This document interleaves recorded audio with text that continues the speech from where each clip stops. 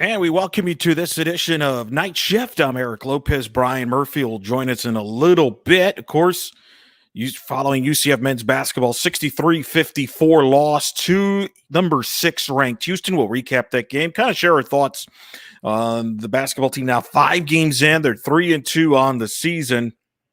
And certainly encourage you all to chime in with questions and comments. You could go to UCF_Banneret. Of course, you could follow us and, of course, like us on Facebook at blackandgoldbanneret.com, and as well as like us there on Facebook as well. So let's kind of put up the stats here, if you will. UCF, really a kind of a back-and-forth game. Trailed early. Jumped off to a great start, I should say. They're up 10, 14-4. Houston comes back. Eventually gets tied at the half at 25. And I think the difference was both teams were tremendous defensively, but turnovers. UCF 17 turnovers in the game really hurts just because of extra possessions. Extra possessions always will hurt you. And I think we saw a little bit of that in today's ball game. So I really do believe the turnovers was a key factor. Houston made 7 threes. UCF only made 2 threes in the ball game. And so I thought that hurt them as well. And it was one of those deals where offensively both teams really disrupted the other's offense. And that's a big factor. That's a huge factor in the ball game. And I thought that was the difference in the game. Of course, you could make sure you subscribe to us on YouTube. That's where you could find us, of course, and make sure you give us a thumbs up and subscribe because we'll have extra video content throughout this upcoming season and all UCF athletics, and, of course, the basketball team as we follow as well. And you look at the stat box score, we're putting it up right now. Right there. UCF shooting 37% from the field. Houston only 36%. But look at the three-point line. 7 of 25 for Houston, 2 for 13 for UCF. That's a 21-6 margin. Free throw line, 20 of 26 for Houston, 20 of 28 for UCF. A lot of those free throws for Houston came late in the ball game. UCF has to be pleased rebounding. Out-rebounded Houston 38-28. Held Houston at 8 offensive rebounds. UCF had 11 of themselves. But the key stat, turnovers, 17 for UCF, 10 for Houston. I thought that was a big factor because Houston got extra possessions out of it. Those are possessions you're throwing away.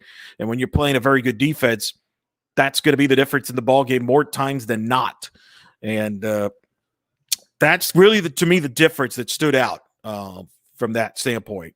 And it was that was the frustrating part. But give credit to Houston. This is now 6 games in 7 attempts that Houston has allowed their opponents under 60 points. They're very good ball pressure defense.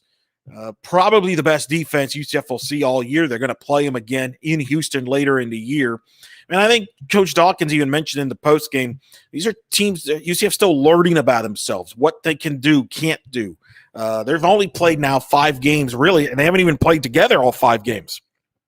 And I think that's something to keep in mind. Darius Perry, for example, missed the first couple games. You've got C.J. Walker still working himself in there. So I think they're still trying to figure themselves out. Houston was trying to still figure themselves out. I think both teams feel that their best basketball is still ahead of them moving forward. So that was kind of the difference in the ball game, in my opinion. Really, UCF just couldn't get anything, had that 8-minute drought. And you look at the individuals, Brandon Mayhem, 13 points, but Houston, I thought, did a really good job kind of containing them. They didn't give him anything easy, took away the baseline from him. Isaiah Adams, you see there, 2 points, foul trouble. Him and Mayhem had some foul trouble, especially Adams, could never really get into a rhythm as he had the 2 points on 4 fouls. And it's one that they're going to learn from. I thought Darren played pretty well. 12 points in 37 minutes, was aggressive, 5 of 12, 1 of 4 from the three-point line. Dre Fuller, 7 points, 10 boards to lead the team. The 7 turnovers for Dre is something that certainly he'll be thinking kind of control a little bit of there. And, Walker, 2 points, 5 boards, 21 minutes of action, had a block shot, altered a couple others. UCF just 37% shooting from the field for the game. So that was kind of the story individually there for UCF. You look at them, they're the opposite team here as we go back to the stats. Tough one to swallow. So where do we learn from this team? 3-2 now in the season. I still think it's a positive where this team is at. You'll consider wins over Florida State, Auburn, and Cincinnati. Losses to a very good Michigan team and Houston team. Two teams that are top 25 material. So I think that's nothing to be ashamed of. I thought they played better in this game than they did against Michigan. I think they learned some things about themselves. And then, some shot selections you could say was not like great, but again, give credit to Houston. I thought Houston defensively was as advertised for Calvin Sampson and company. Now I think the big step for this team is don't let Houston beat you twice. They're going to play Tulane. They're scheduled to host Tulane Wednesday. Don't come out with a hangover. I think that's something to look forward to here from this team, and that's what I want to see from this team. Does this team grow, put this behind them, learn from it, get better, don't struggle like they did and have a hangover where you're like, boy, 10 minutes in and this team is not here, not playing locked in. I think that's something to be concerned to watch, I would say. Not concerned about, watch. Does this team put this behind them moving forward Wednesday? I think will be some of the big keys in this game, and I think moving forward. But I think it's all positive. From that standpoint, I think it was a good effort. It had some opportunities. We're down 4 with 2 minutes to go. 62-58, or 52-48, and they just couldn't get that shot to go. They just never. I tweeted about it during the game. I thought both offenses were disrupted by the defense. Both defenses really disrupted the rhythm of the game, and I think at the end of the day, Houston made a couple plays. They have Caleb Mills in particular. A couple of big baskets really showed why he was the preseason player of the year pick in those two possessions late in the ball game for him. And UCF just couldn't get that big shot to go. They couldn't get anything on the perimeter to go. I thought Houston did a great job crowding kind of mayhem space and really didn't give UCF any good quality looks. So that's the key. Make sure you send some questions and comments our way. We'll address those questions here as the show develops. We'll be on a while. Brian will be joining us in a few minutes here. He's kind of making his way from the post-game press conference in the arena, probably on his way to his car where you can get the most guaranteed signal and certainly have your best options there to look. So, it's going to be interesting to see how this team looks as they develop and get better. And we'll see what happens. So, comments there. We'll see what happens. Of course, got to keep in mind, we got to take these games with hopefully get them in. Earlier news today, the women's basketball game against Memphis that was scheduled for Wednesday has been postponed due to some COVID issues. There was no concrete speculation of where that was coming from. And we'll see if this Tulane game gets played as scheduled. That's the thing. It's a game-by-game situation now. So you don't never know. I mean, remember UCF originally was supposed to play Houston in Houston, and that got scrapped because Houston had some COVID issues. And that's why this schedule kind of got shuffled the way it did to where UCF hosted this game being nationally televised on ABC. And they'll go back to Houston instead now in January. But again, this is all very kind of unique circumstances because it's all kind of fluid. Games get about 75-80% of games get played. So about 1 out of every 4 games or 5 games gets kind of postponed or scrapped due to somebody having some COVID issues or protocols or kind of searching, if you will. So we'll see what happens with that. And hopefully they play it. And that's the thing. They've only played 5 games, and it's tough to get into rhythm when you're kind of stopping and going and stopping. But we'll see. We'll see what happens. That's things you can't control. That's the one thing we could say is you cannot control. You can only control what you can control, as the old coach is saying. So we'll see what happens. Eric Edwards chiming in.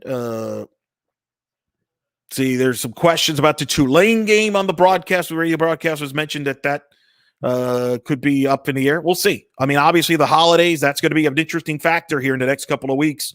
How many games get scrapped? Teams that sent teams away to the holidays, how many didn't?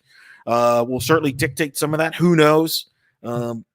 So we'll see. We just take it information as we get them, minute by minute, and we'll see what happens. But at the end of the game, give credit to Houston. I think Houston was just the better team at the end. Houston was the better basketball team. And it's one of those deals where, hey, man, at the end of the day, you learn from this, and you hope that you play better. You just hope you play better from it, and you learn from it and improve. And we'll see what goes. Send us your questions here right now. It's right. I'm tweeting to make sure everybody gets forgot to tweet out the links. If I sent the tweet out. The women's game, by the way, no word on when that will be made up. The women is scheduled to host Houston next week. That's an ESPNU game coming up next week. So we'll see what happens with that.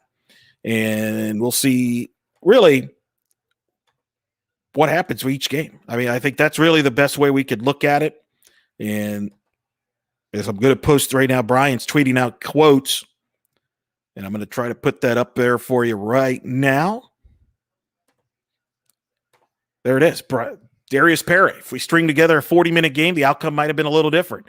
The Cougars are a really good team. We lost their really good team, but I think there's a lot to build on going forward. I agree with that. There were some stretches there UCF probably wishes they had back. I think that's fair. Houston was a big part of that for sure. But give them credit. Give Houston credit. I tend to kind of give them credit. They're good defensively. It's not like this is the first team that has struggled against the Calvin Sampson defense in a while. So I tend to give them the credit for that. But I think it's fair. And I think Darius, he's trying to learn his players and his teammates and trying to see what to do in those situations.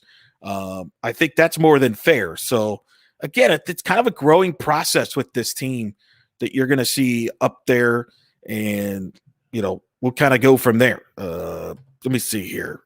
Got more comments coming in here. Now they're starting to pop in.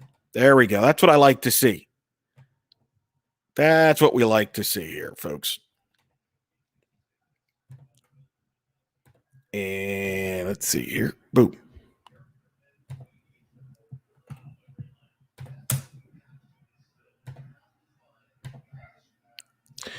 All right, so Brian will be joining us in a few minutes, and from the car, we'll see what we do there and talk a little bit. Other news, by the way, today, Darriel Mack announced he's transferred to Old Dominion. I'll get Brian's thoughts on that as well. And so we'll see how that goes there in that regard. So where do we get? What do we think? Are we optimistic? I think people still should be optimistic. I think this is again, you're playing a number 6 team in the country. It's a Sweet 16 type caliber team with Houston. I think Houston is the team to beat in the American. I don't think there's any question about that. And to me, that's going to be the story. That's going to be the story as to where does this team go from now? What do they learn from this growing? So we'll see. The free throw shooting, some comments about the free throw shooting. Yeah, although the numbers don't end up being that bad. They didn't end up being that bad free throw shooting wise. We got a special guest here joining us. He always joins us on the football side. He decided to pop in on the hoops wise here. He's got the hoops fever. Andrew Gluchov joining us here. Give me your thoughts. What you saw today. I'll tell you, it was actually a really good game. UCF overplayed themselves. You're talking about a top 10 team in Houston, Elite 8 quality team. UCF's not there yet. This is a team that's still kind of gelling. 2019 to 2020, it's almost like two different teams. And, with Tony Johnson out, there's definitely a lack of a set, point guard. So you're seeing a lot of moving parts that are still very chaotic. A lot of raw energy, especially from CJ Walker. The defense is just absolutely suffocating. They held a really strong Houston team that finally got missing pieces back. I don't think we can't stress enough that Houston's pieces, are there. They're a well-oiled machine, and to see UCF go toe-to-toe and really stay with them, wire to wire, was pretty impressive. There's no need for doom and gloom. This is going to be a good team. They've got a lot of time to get some of their issues out of the way. There's a lot of youth. There's only 3 seniors on this team. You got to be excited.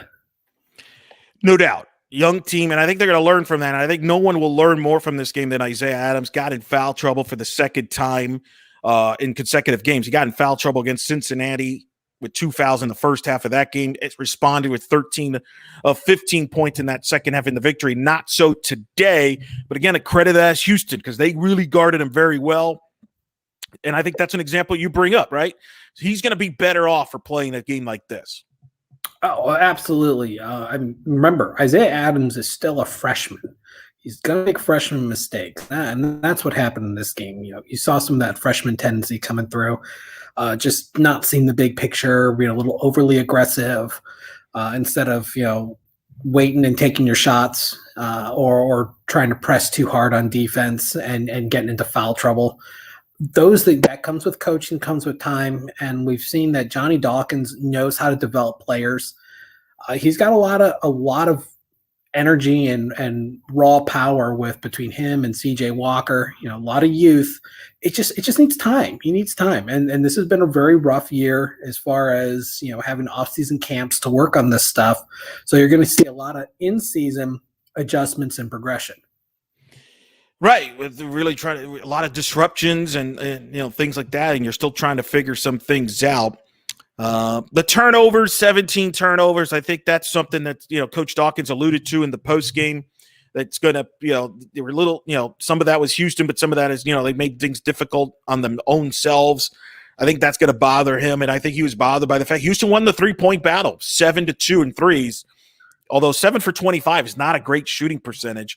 But 2 for 13, I thought Houston did a great job taking away UCF's three-point line.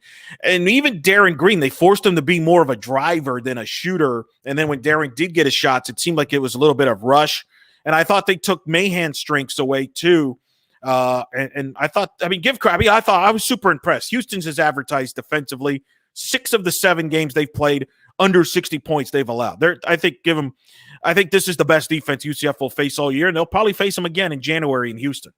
Well, not only that, but look at the rotation. UCF only played 7 players all game versus 10, 11 for Houston. Even though the last players only played a handful of minutes, that's still players tired out, and I think that was part of what happened later in the second half. UCF played them tight, played them hard, and then the last 5 minutes they just kind of let the game slip away. I think part of that was just gassing out. They haven't had really a stressful game like that. We saw what happened against Cincinnati. They blew open a huge lead, and then Cincinnati chipped away. Team tired out. So they're going to have to work on conditioning, finishing strong, and they need to get players back that have been out due to injury. Yeah, they do. And they got to kind of still figure themselves out what they want to do offensively when their first and second options are taken away from them. I thought Darius – 13 points for Darius. He had some foul trouble, and there was a lot of fouls in this. 21 fouls for UCF. But you tweeted out 9 for 10 from the free throw line. I liked how he was aggressive, attacking, drawing contact. He is still kind of on his way back, and I think if he can kind of get that shot going, and I think will get more comfortable with the guys around him, he'll start, I think, to distribute the basketball. I think they'll be much better off. Because remember, he missed the first 2 games, so he's playing catch-up. You definitely need that senior leadership that comes with a player like a Perry, coming from Rick, at one point Rick Pitino, and then throughout before he unfortunately had some issues over at Louisville. But he's been around players that have won and knew how to win, and you bring that down here. But he was single-handedly keeping the team in the game, and they could have laid down and died in the second half. And he's getting the line, hitting free throw after free throw, just keeping them around. Unfortunately, no one else stepped up. No, unfortunately, that's correct. Give me your thoughts here. Going away from this game, they're scheduled to host Tulane Wednesday. Then they're scheduled to go to USF. What biggest takeaway as far as the biggest thing you want them to improve on, and the biggest thing you actually like from this team now that we've not just from today's game, but just overall now from 5 games? Well, we've seen they have a lot of defensive power. We've seen that except for Michigan, where just everything that could go wrong did go wrong. Their defense has just been absolutely suffocating. That zone is just brutal. The rotation, I think we don't give enough credit to some of the players who really do stuff.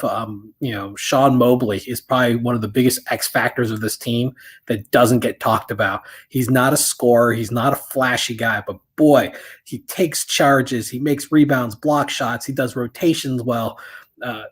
You need blue collar guys who are willing to kind of take those hits and move around. I've absolutely loved that, but I think you have to be a bit excited going into the rest of conference play. This is the best team you're going to face all year in Houston. I mean, yeah, they came to your house, they beat you. I know UCF fans have had a rough week, between the bowl game and this, but you got to be excited. The offense still needs work. There's not much cohesiveness. There's definitely chemistry issues.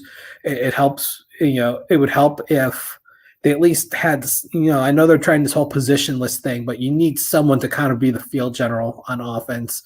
It looks like a lot of individuals doing stuff, and it's very chaotic. It needs a little more control. A little more control there as well. Couple things here before I let you go, and Murph will join us in a little bit here for his thoughts. Kind of a quick thought here. There, a football note here kind of came out during today. I don't remember. It might have been during the game or before the game. Darriel Mack announcing that he's transferring to ODU, back in his home state, playing for Old Dominion there. Oh, look at that. You're getting distracted there with the freeze. Oh, yeah. The 2-year-old is up from her nap. All right, so this will be my last question. This will be my last question to you, so you can attend there. To take more important things to worry about. Darriel Mack, your thoughts on his move to ODU? I think it's a perfect fit. I think Conference USA is an excellent fit for Darriel Mack. I'll be honest, I've never been a huge fan of him as a quarterback. He's a great runner and a great teammate in every step of the way. But I think he'll fit a lot better on the competition level with Conference USA, especially the fact there's opportunities for Old Dominion to win. They didn't play this year. They were the only conference team that opted out for the season. And you're going to have guys who are really hungry to make up for that. And I think it gives him an opportunity to move into the, potentially into the starting lineup. We know nothing's for certain and you have to earn it, but it's all on him now. He's got to do it. What's the biggest thing he has to work on that you weren't sold on? What's the biggest thing that he has to do to be a consistent starter and a solid? If I have to pick one thing, I'd say is accuracy. Okay. He holds on to the ball too long. He tends to have fumbleitis. His accuracy leaves something to be desired. I mean, much like Dylan Gabriel, but on a lower scale, his deep passes were always better than his short to medium game. He needs to work on that short to medium game. If you don't have the talent that a UCF has, you're going to have to find new ways to invent your offense. But I mean, the guy is a steamroller when it comes to taking the ball and running. He just has to be able to hold on to it. How would you use him if you're an ODU coaching staff? What's the best way? How to use him? Well, I mean, if he doesn't, if he wins the quarterback battle, obviously you play him as a quarterback. If he doesn't, man, I would look at him as a big bruising running back. I mean, I think that would be a great second career. You can work on the hands. I mean, Tiki Barber, was a fumble machine, and he learned how to hold on to the ball, had a great career. You can't teach size, strength, and the ability to plow guys. And he just has that natural ability to just plow people over for his size. I think he would be a natural fit as a big bruiser back. So you definitely feel the jury's still out on him. You want to see it prove there.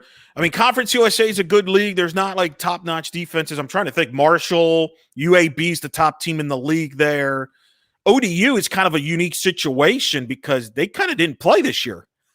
They flat out didn't play this year. Right. Didn't do anything. Right. That's what I thought. I was trying to think they opted out of the season. So one of the few that did and never came back, never paused for that. So it's kind of interesting. That's a program that I know some people are very high on ODU. For those that may not familiar, what do you think of the Old Dominion program? Obviously, it's in the Virginia area. That's where Darryl's from. So that makes sense from a homecoming standpoint. But what does ODU offer to him?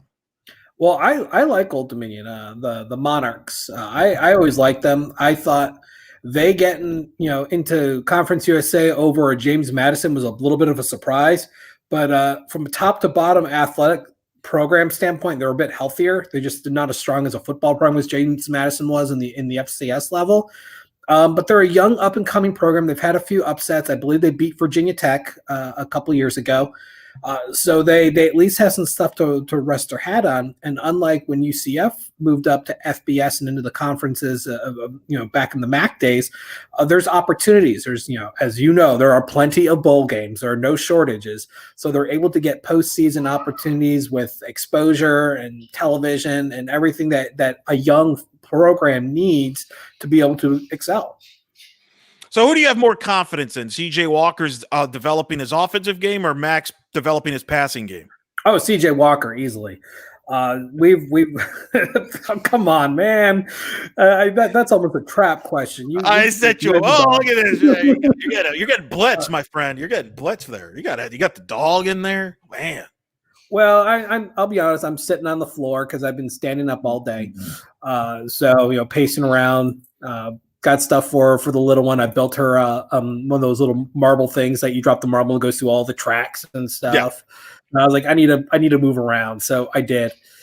But CJ Walker easily. I mean, he's shown the flashes. He just needs development, containment. I mean, there's Mac has had opportunities and has shown not to be the most accurate quarterback. He had one great game where, he put in the cheat codes and just played lights out. But, I mean, every other time he's a 50% passer. Brandon Wimbush was a 50% passer, and you can see what happened to him in his time at UCF. I would consider similar options for Darriel Mack, if it doesn't work out at ODU at quarterback. But, being open-minded. But I have to give Mack credit. He is a consummate teammate, and he'll be missed from UCF's locker room. Yeah, and everybody's going to be rooting for him to do well. He's a good guy. And look, he deserves an opportunity to play somewhere else. He wasn't going to play here. So that's the positive, right, of the transfer rule now, right? Like, it used to be you were stuck. Now you have options as a player. And this is what the transfer market was for, is for guys that just weren't going to get the opportunities where they were at and decide now to go somewhere else where they could get that opportunity. This is how it's supposed to work, right? It is. I mean, this year, obviously, the transfer portal was absolutely flooded. Yeah. So I'm happy he found a home, because it's possible that he wasn't going to be able to find one because there's so many players in the market. I think there's 850 players at last mark. So there's a lot. All right, you're being called. I will let you roll. I'm being summoned. She wants to play with the marble thing I set up for her, so she is going to repeat herself until I give her my presents. Well, we don't want her to be upset too much longer, my friend. I appreciate you joining, right. And we'll get you. We'll talk to you down the road, buddy. Yes, sir. I hope to be able to play the Murph role at the next game against Tulane. We'll find out soon. Soon to be determined, sir. All right. Be safe, my friend. Be safe. All right. Thank you, sir. Andrew Gluchov joining us here on Night Shift. He got distracted there a little bit. Where Brian Murphy will join us here in a few minutes from his car, he has told us. So I will give his thoughts before we wrap up this edition. Make a note, we will not have a Night Shift after the Tulane game. Well, we'll have our regular podcast this week. We'll recap the basketball news and things like that, but we will not be on Night Shift. In fact, we probably won't be on again till the new year. Will be the next time we do Night Shift. We'll keep you posted, but we still want you to subscribe to Night Shift there as well, and kind of pretty much subscribe and give us a thumbs up. So because we have a lot of content starting with the new year in 2021, and hope for the best for everybody there. That's the deal there. But everybody's spending time with the family right now. As we go back to the stats here, not the prettiest, but a team that will still grow. And there, Adams 2 points. You look at Mahan, Adams, and Fuller and Perry, or not Perry, excuse me, Green, Mayhem, and Adams. There was the three guys that have carried this offense and through their wins. 27. They combined for 27 points, half the points. But look at the shoot. Mahan 4 of 8, Adams 1 of 6, Green 5 of 12. But combined 1 for 9 from the 3-point line. That's kind of where really their 3-point shooting was not there. They took that away. Did Houston's defensively. So I thought that was a key factor there. Again, they really locked in. They made sure those three guys weren't going to beat them in today's game, at least with their strength. So to me, that was a big key factor there as well. And so we'll see what happens. They got a deal there. We get questions. Do you think Quadri Jones will stay all 4 years? It's good. I think so. I'm going to say yes. He transferred once before and came back. I don't know if he necessarily – I don't know. It's a hard question, right? It depends how you're doing school-wise. Do you like it where you're at? Being home here, there's a lot of things UCF offers that other places don't. So I'm going to say yes, but I don't know anything beyond what just speculation, just a guess on my part. And so we'll see. We'll see about that. We'll see how that goes. And that's an interesting question because you look at the quarterback situation with Dylan Gabriel, that's the starter. You got Parker Navarro in there. You got the freshman coming in from this class. But I think Quadri's certainly going in as the backup. But it's a good question. I think that's something we'll have to follow throughout the off season. Well, I promised you he would come, and there he is from the vehicle. Hi. Brian Murphy, daylight. I know, it's lovely. It's not midnight like a usual football game. It feels weird. It makes coloring very good. What's your thoughts here? We've been talked to Andrew a little bit about the game. I've got the stats up. I mean, to me, first of all, Houston's really good defensively now. There's a reason why now in 6 of the 7 games they've allowed less than 60 points. They only average giving up 53 a game. And they really disrupted UCF's offense, and they really took a lot of their stuff that UCF likes to do away from them. You look at perimeter shooting. Darren Green didn't get clean looks that much, forced him to be more of a driver. Mayhem, they kind of took his driving away. I thought this was 2 teams that really played well defensively, but at the end, Houston has guys that make plays down the stretch, including the preseason player of the year making his return, making a couple of big plays down the stretch. Really, Caleb Mills made the 2 biggest plays of the game, I thought, coming out of the timeout and that baseline drive where he fakes the drive, pulls back out, then drives and then goes behind the back and drives more for layup. And then I think he blew by Darius Perry. I think it was Darius Perry. Yeah. Absolutely left him in the dust for a layup and an and one that really put the game away. He looked great for that last couple minutes. So yeah, he was big. I thought UCF played tough. I thought UCF played not particularly you couldn't say they played well or good, but they played hard and they stuck with this top 10 team. And I think that's kind of what we wanted to see. At least we wanted to make sure that they weren't completely out showcased by Houston. And they were not. Defensively, this team was really good. The zone was working really well early on, forcing everything for Houston from the perimeter, which is not really what they want to do. I mean, they do shoot threes. Marcus Sasser had a nice day. But, this is not a team that wants to chuck up, 33s a game. And UCF forced them early to take a lot of outside jumpers, and it worked. Late, UCF, because Houston was taking away Brandon Mahan, UCF just didn't have that another guy step up. Like you said, Darren Green didn't have a great shooting night. No one really did from deep, but that's what Houston does. People should know that Houston is 4th in the country in three-point defense. They average 22% three-point. Their opponents average shooting 22% from the three-point range season, so UCF was under that. That's kind of what Houston does. And then Isaiah Adams, I think, was frustrated early on with the fouls. Kind of took him out of his game. And so you saw UCF's best players. One was targeted. Certainly, Mahan was enemy number 1 for Houston. And then Adams kind of took himself out of the game with the fouls, and I think I kind of got into his head a little bit. And then Darren Green just didn't have a great shooting night. And that builds up to not much offense. And certainly there wasn't. In the last 8 minutes, this team hit 1 basket, and that's basically all she wrote. But I thought, in general, there are positives here. Yeah. I mean, it was a 4-point game with all that, with about 2 minutes to go. Yeah.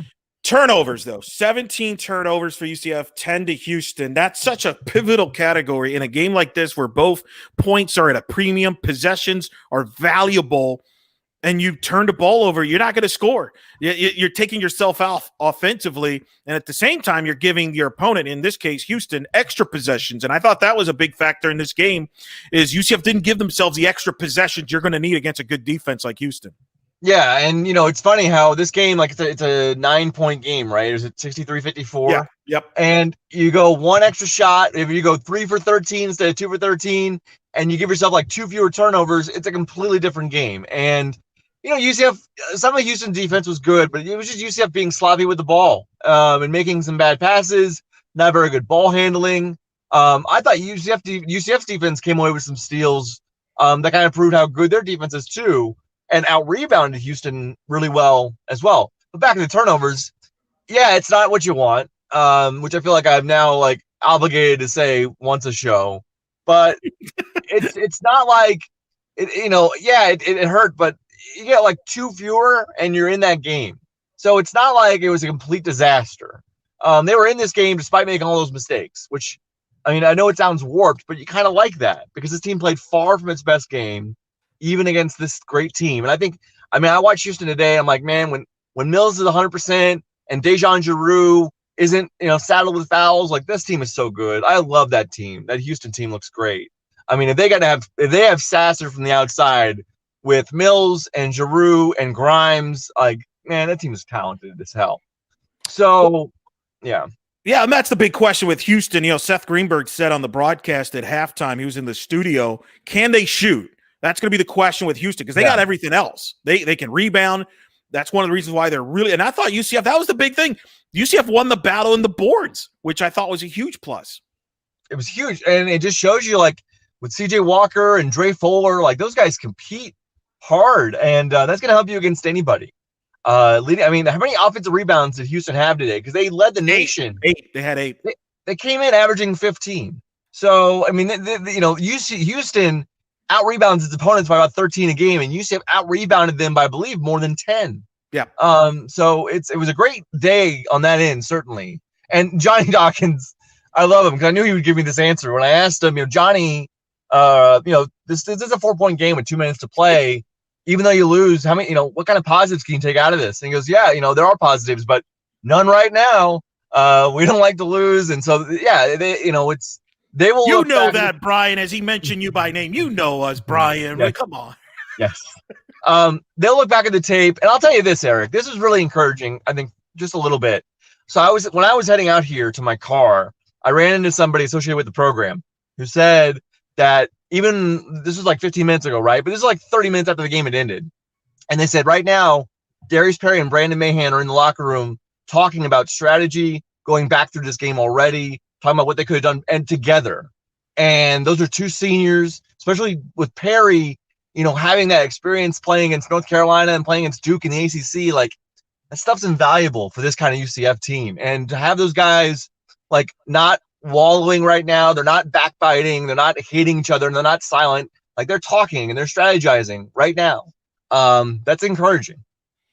Well, and they haven't been together, right? Like Darius missed the first couple games. They haven't been, with the situation where everybody's dealing with the pandemic. They had a couple weeks off. They're still, and Johnny even said that in the postgame. He's still learning about this team. He's still trying to figure out what they're doing, right? That is something that every team will have to go through this year, right? Sure. Because every team's in that boat. So that's something that every team could bring up. Certainly it's a part of it, but like that's no different than Houston. Hell, look at what Houston's gone through this year. Right. Jesus. And I think in college basketball, a majority of the teams are young because guys leave early. You're going to have this. So unless you have a veteran team, look at Kentucky, who lost again today to Louisville. They're 1-6. Yeah, that thing is looking like it's done. Like I don't know if they're going to have time to turn that, figure that out because they're so young. There's so much adversity over there.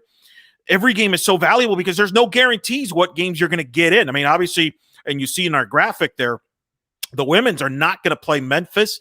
That was scheduled for Wednesday. That has been postponed. There's some COVID issues. I've been told it's really on the Memphis side. But nonetheless, So now the women's is kind of going through what the men had to go through, which is not play for a couple of weeks. They played against Tulsa last Saturday. They won't play again until they're scheduled to anyway, to host Houston next Sunday. So they got to go through this, and everybody's going to – and there's no guarantees that the men's are going to play every game. There's no – until, I think, right, Murph, it's no different in football. Even this Tulane game coming up on Wednesday, we're not going to talk too much about it because until the game – hey, both teams are there and they're going to tip it off. There's no guarantees that gets played. I mean, that's just Absolutely. The way we're at. Until the game actually begins, you just don't know. So hopefully we get to Wednesday and everything is cool. It's going to be a really needed game for UCF because, to be fair, Tulane should be their easiest home opponent of this slate. So to follow this game with Tulane immediately, it might help them get back on the right track and get there and just, get the regain momentum, as it were. Well, and I mentioned it earlier. Don't let Houston beat you twice. Don't play with a hangover. Don't be don't play like, man, still thinking about what could have been on Sunday. I think that's a test for this young group too, is does this team put this behind them too? They learned from that. I think they clearly did put the Michigan game behind them. They got to do that again because while they're going to be favored against Tulane, that doesn't mean Tulane can't beat them. Heck, Tulane beat them last year. I know they're different teams, but this league, you can get beat if you don't play well. So I think it's a good test for this team from the standpoint of putting the last game behind you and learning from that and moving forward, like you said, and building on it. Don't take another step backwards. I think that's the thing I will, if they play that game, what I'm looking forward to seeing. Sure. Like, how do they respond mentally, really? And it's kind of like, it's not like I need to watch the game. It's like, how do they look in the first 4 to 8 minutes? Yeah. Really is what you need to see, you know, and then we'll go from there. I'm putting up the standings here in the league. I mean, it's early, but I think we both agree Houston's still the team to beat in the league. They're the measuring stick. Andy, I mean, they could be a Sweet 16 team, and I think if they show they can shoot from the perimeter, they could be an Elite 8 type team. Did you agree with that? Yes. Yeah. This team is again, undersized, but it doesn't matter because this team plays hard. Their defense is scrappy. Their length is really overwhelming. They've got playmakers like Mills is really good. Grimes is really good. And they've got more guys past that. If they get a guy like Marcus Sasser to get, 35, 40% of his threes, which is where he's at right now, if he continues to hit threes like that, this team is really difficult to beat. Yeah, absolutely. It's got elite upside. So they're the team to beat. They're number one. Let's talk. Where do you think, and it's early, I get it, but it's, I'm curious, what's the ceiling now? We've seen UCF for 5 games. What's the ceiling for UCF in the league? Could they get to 3? Could they get to 4? Could they get to 2? A lot of people like SMU, so I kind of have SMU number 2. They beat Dayton in non-conference, maybe have the best offense in the league, does SMU. Yeah. Wichita State is off to perhaps a surprising start considering everything they've been through. 2-0 in the league play. Now, part of that, they came from behind and beat USF in overtime in their last game, which was a crushing loss for the Bulls. Very upsetting for me, noted USF fan Brian Murphy. Yeah. But to your point, USF's an improved team. They just got to find ways to win those close games. What's the ceiling for UCF? Memphis off to a slow start. They were talking on the telecast. Could they be maybe one of the more disappointing teams so far? It's very early. But again, where's the ceiling for UCF? They were picked 8th or 9th before the season. Do you think it's a little higher now based on 5 games? Yeah, it probably is. I think we had this discussion on the podcast before the season started, before they played the Auburn game. And I think I'm trying to remember what you, me, and Jeff said, but I think our most optimistic projection was like optimistic they could get to 5. That was like the ceiling. No, I think the ceiling is a little higher. I look at this and the way it's shaking out early, if you tell me everything breaks perfectly for this team, I could see 3. And then again, I'm not saying they're gonna do that. I'm saying if everything works, which is a big if, because in a year like this, if you get an injury or if somebody comes down, that could disrupt everything. This is not a team that can afford.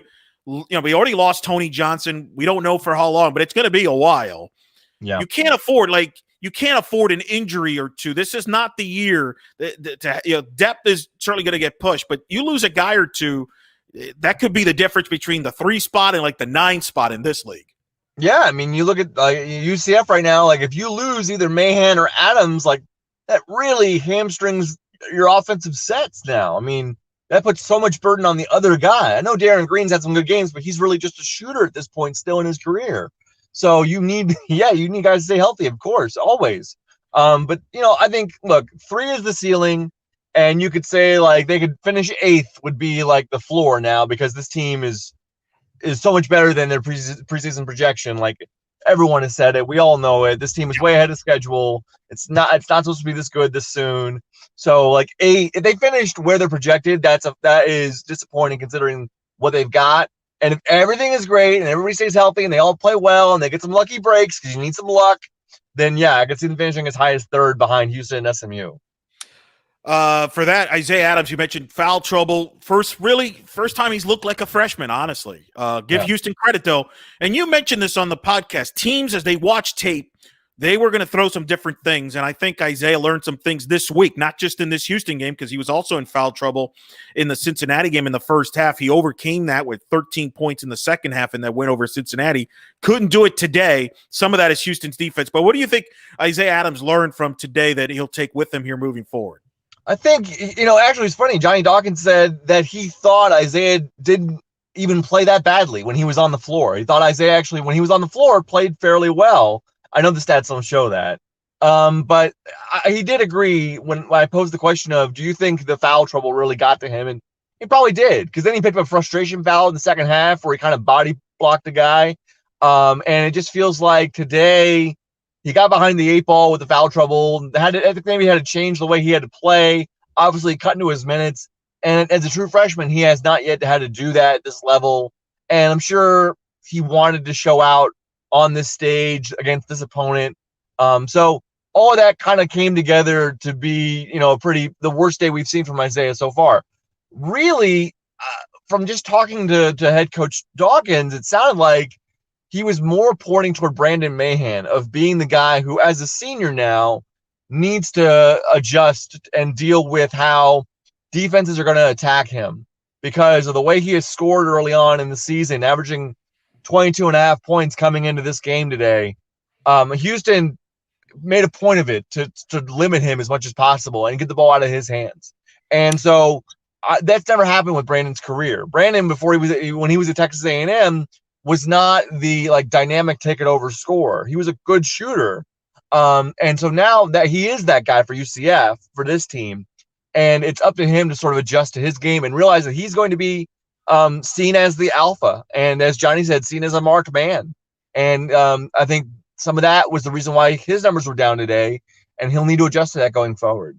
8 shots attempt for Mayhem. I think Coach Dawkins would like more from that. I think because if we've learned anything a little bit from this team so far in 5 games, Mahan, Adams, Green, that's been their 3 big scores. Now, I think Perry has a chance to be in that mix, don't you? As he gets more comfortable with his team, the way he attacks the basket, he has a chance to provide some scoring as well, maybe be a 4th scorer for this team.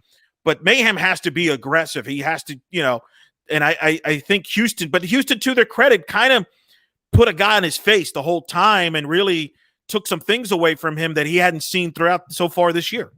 And to be fair, even against FSU, he's not going to face a perimeter defensive team like this with these kind of guards in conference again. So this is the top of the mountain as far as in conference defensive test for a guard. I would say that my 4th guy I'm looking more toward Dre Fuller, who I think has a more versatile offensive skill set than Darius right now, because he can get to the rack, he can get an offensive board and get a bucket. He's got a little bit of a mid-range game. The problem was it kind of shocked me. Dre Fuller had 7 turnovers. Yeah, I remember seeing a lot of turnovers today, but I don't remember him being that messy. Some of that came where he's trying to post up or trying to make a play, and the defender comes from behind him and swipes at the ball. That happened to him a few times because Houston kind of came with that late double, and I think that's something he's got to work on, is that vision on the court. Where's everybody? Be aware of where everybody is, because you got to be careful against teams like Houston to protect the ball. He was active otherwise. He had 10 rebounds to lead the team. But you're right. He's got to cut down on the turnovers. But I would like to see him, like, if he could be he would be my choice for like the fourth guy, because Darius was never really a great scorer at Louisville. And again, that could be about situation and just being behind so many talented players, but he was never a great scorer, much more of still a facilitator and a good shooter, a 40% shooter in Louisville as well from three. But he's a guy you want really to get you into your sets, and then you can operate from there. He's going to make the pass to the guy who is, going to get you in, going to get you in a good spot. Kind of like Sean Mobley, who has done that a few times today really well. Continues to, Mobley's first couple games were rough, and I wasn't really sure what to make of him. I always can, when I hear that a guy does all the small things well and he's very intangibly sound, like that can sometimes be code for he's not very good. And I think Mobley has shown these past 2.5 games that he's a really valuable cog in just how he sees the floor, how he's able to pass the ball, different angles, how he's able to get guys into good sets. So that's been nice to see. But yeah, back to your point, I think Dre's my 4, and I still want Darius to facilitate more than anything. Yes, kind of pass the ball a little bit, get set up guys. They got to set up CJ better, Brian. I think the part of the issue with CJ offensively, they don't really know how to feed him the ball. He's got to be more assertive. Like, are you a post-up guy? Can you be assertive? Because remember when Taco was here, they kind of at times struggled passing the ball to him because it's such a big target. Sometimes they wouldn't know how to feed the post. And I feel like with Walker, I'd like to see them showcase him either on pick and rolls or post up, but I don't feel like the guys know how to do that because they haven't played together enough. Does that make sense? That part of CJ's game is not there yet. It's just not he's an absolute dog underneath the basket. He is such a fighter. I thought one of the more important possessions of was near the end of the first half where he collected 2 offensive rebounds and then ended up actually scoring off that possession because his hustle and his fight for the boards is really unmatched at times. So that's where he does really well. And obviously he's a great athlete and he runs really hard. And when he's got a lane, he'll go for it. But the technical stuff, the fundamental stuff, it's not there. So I don't know when that comes along or how long it takes. But what about a pick and roll? Would you run some pick and roll with him? Maybe some lobs with it and show his athletic ability there? Right, I know Houston ran one of those today. I think it was to Gresham? I think it's his name. They ran one for a dunk there. Yeah, you could definitely see you could see CJ doing that. And actually, that might not be a bad idea against teams like Tulane or a team like ECU, where I think the offense will be able to flow more naturally. Try to get it into those sets, have him just pick and roll and just go and have it and just feed it and throw it up there and see if he can outjump everybody because usually he can't. So that could be something to watch. Yeah, I think it'll be interesting. And Fuller, the thing I like too, he gets to the free throw line. He got to the line 9 times today. Missed some front ends that probably he wish he had back. 5 for 9 overall from the free throw line. But to your point, Fuller has that ability as well to perhaps be the scorer. This is a team that's still got to grow a little bit. Deal 3-2. I still think they're in good shape. 3-2 after 5 games. I think I would have signed up for it before the season. I think you would have signed up for that too. All things considered, think about it. You played 3 ranked teams like Michigan. We keep kind of thinking back to that Michigan blowout. Michigan hasn't lost. That was kind of their turning point. They're now quietly inside the top 20. They're going to be in the mix in the Big Ten. Houston's going to be probably a top 5 team when the polls come out this week.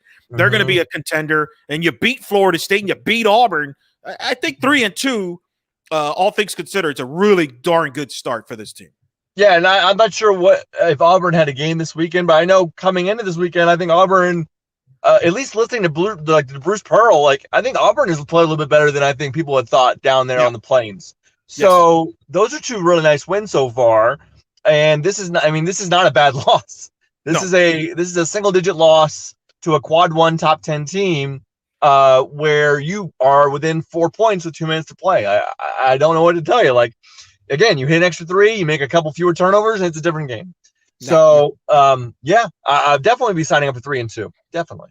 Yeah, so I think a lot of upside, and like I said, next game now is Tulane. We hope scheduled. Like I said, until I see them on the court, we'll see what happens. Obviously, with that, we will certainly break that down on the podcast this week coming up. No night shift this week.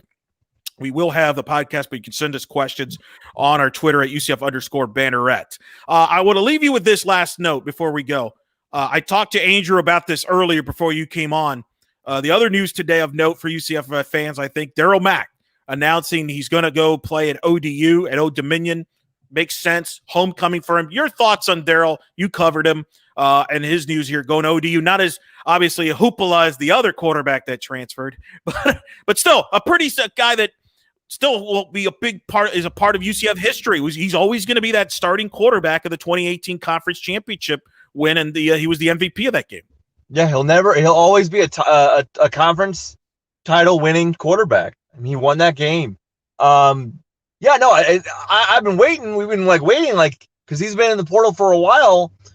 When's he going to sign on somewhere? And so this makes a lot of sense to go back home to Old Dominion in the area there in Virginia, but also play at a lower level against a lower level competition. He could be really dangerous with his size and speed and athleticism at the quarterback position. They line him up a quarterback, which I'm sure they will, because I don't think he would transfer somewhere where they wouldn't. So he could be really good. He could be really good. They're in the Conference USA, right? That's correct. He could be really dangerous. And so, hey, that's two teams that, everybody here is watching Florida State anyway, because a lot of UCF fans, I'm sure, hate watch Florida State. But I'm tuning into Old Dominion games this year. Definitely, I want to see it. I think he can really thrive there. What's the biggest question you have? Andrew is skeptical of his throwing, his accuracy. Yeah. That's the big issue with him. Your thoughts on that? Is that the same questions you have about him? Absolutely. He was never that great of a passer. He never really seemed to be on platform. His footwork was off. He's got a great arm, but just not his lower half. He just doesn't really know how to set it up that well. And so, yeah, his passing is not great, but because he's sort of like Taysom Hill or a Cam Newton, which is, Cam Newton is really his idol, but of a guy who, yeah, he's a pretty ugly passer, but when you get him in short yardage situations, go ahead and try to stop this 6'3", 220, 230 pound guy. Good luck with that. And so now playing at ODU, maybe, he'll have more open windows with receivers. The defenses aren't as tough, but he'll still be a dynamic athlete and a really good runner. And he can put up some big yardage numbers at Old Dominion. Well, we wish him well. I know you liked him, talking to him as a guy, and you certainly wish him the best. And I mentioned this to Andrew. This is how the transfer portal is supposed to work, right? Guys that you're not going to get an opportunity to play somewhere, go somewhere else. And for him, it's like a homecoming for him, and he'll get his opportunity. And I think UCF fans will root for him and do well at Conference USA, like you mentioned. And I'm excited to see how he does. And what's unique is Old Dominion, remember, opted out of this season, so they didn't get to play this year. Wow. So next year, Darriel Mack is their starting quarterback. Is that when they open back up? I think so. I think I'm going to I like my chances with him. Hopefully he does. Wouldn't that be something? Think about this. You could have a scenario in the fall where you have Dylan starting here. You have that guy, what's his name? The kid that went to Tallahassee. What's his name again? Malton. Leonard Malton. McMilton, something, whatever. McKenzie. Yeah, that guy. He might be starting in Tallahassee. And then you have Mac starting at ODU, perhaps. Well, Mac is a senior, right? He's a senior now. I don't think, it's like a situation where, I would be really shocked if all three of them weren't starting. Obviously, Dylan is the incumbent starter here. That's not changing. But unless an injury befalls or, heaven forbid, if McKenzie's not ready or if he can't go, I would be shocked if McKenzie or Mac aren't starting there. When you're at this level as a senior, you sort of need to be given. We talked about this with McKenzie, and you've certainly said it multiple times. You need to be given some sort of assurance that, I'm coming to a place where I can play now. And we'll compete, but sort of in name only. It's my job to start at least, kind of like Brandon Wimbush. I think most people said that Dylan Gabriel was having the best camp that year, but you kind of had to start with the senior. And then it became too much. And obviously now you knew Dylan was too good. He couldn't be denied. Right. Maybe that happened to someone like Mack, but to start the season, I would be flabbergasted if all three of these guys aren't starting at their respective schools. I agree. And that would be something to see. And then I think back to that 17 team, and correct me if I'm wrong, you had McKenzie, obviously. Yeah. You had Darriel Mack. Was he a freshman in 17? Was that his true freshman year? And then you had Vidral, who transferred, has now been starting at Rutgers. Mm-hmm. We just produce starting quarterbacks. That should be the recruiting pitch. We just develop starting quarterbacks all over the place. I mean, yeah, if you want to be a starting quarterback guy, I guess. I don't know. Dylan Gabriel's going, excuse me. It's my team. Oh my goodness. Yeah, no, you're right. It is his team for now, but that's pretty fun. So hopefully Mac does well at ODU, and that'd be kind of fun. That'd be kind of fun to see them all starting at the same time, and that would be putting up numbers. So for sure. All right, Murph, last thoughts before we sign off here. Now that we move forward to the Tulane game, and then at USF, those are the scheduled next two games for this team as they get back on it here in the next week or so in conference play from here on out. Yeah, so I won't be at the Tulane game there on the 30th, but I will be in Tampa for the USF game next week. I think today was certainly, it's disheartening to lose and all that, but like, I don't know how you watch that game and go like, you know what, golf clap. That was a great effort. They played really hard. You can see the defense is there. They got beat by a better defense with a team with more refined playmakers. But I mean, I thought coming into this game, like, keep it to single digits, and they did that. And it wasn't even it was closer than a 9-point game. It really was. So I'm encouraged. I think this team is very much on the right track. This is not really a setback at all. This is a learning experience more than anything. And I don't think this team is like that far off from the number 6 team in the nation, which is like crazy to say 3 weeks ago. And yet here we are. Here we are. Optimism, baby. Optimism, ladies and gentlemen, on that one. Murph, I appreciate you taking the time. I will let you go. I know you and we got some NFL football to watch the rest of the day. The good news is we missed nothing outside of Tampa Bay absolutely annihilating Detroit. So if you have Matt Prater in your fantasy leagues, I'm sorry, 1 extra point for Matt Prater. I mean, it's fantasy championship week, but unless you're facing Alvin Kamara, then your season ended yesterday. Well, I'm not facing him, so I'm in good shape. I had Mike Evans, who had 10 catches, 2 touchdowns, at like 170 yards. And my opponent played Marvin Jones and Hawkinson, the tight end for Detroit, and they did nothing. So we're off to a good start. Yeah, so good luck in your fantasy title games. That means a lot to me. For those who don't know, how are you doing? How are you doing in your fantasy football? Are you in? I'm in 4 leagues, and 2 of them I've reached the finals. In one of the leagues, I have Kamara. Thank you. And in the other league, I have Adam Thielen, and I had Fournette, who I guess played like a quarter and got 14 points. So I'm okay. I'm all right. I'm off to a good start. That's the key. Get off to good starts, and same for basketball there. All right, Murph, this has been fun. Ladies and gentlemen, that'll do it for this edition of Night Shift. Again, follow us at UCF_Banneret and go to blackandgoldbanneret.com. We'll have more details on the basketball and against Houston and moving forward. And make sure you subscribe to our YouTube page for all the latest. We'll have more content as we get to the new year in 2021. So for Brian Murphy, for Andrew Gluchov, I'm Eric Lopez. We hope you enjoyed this edition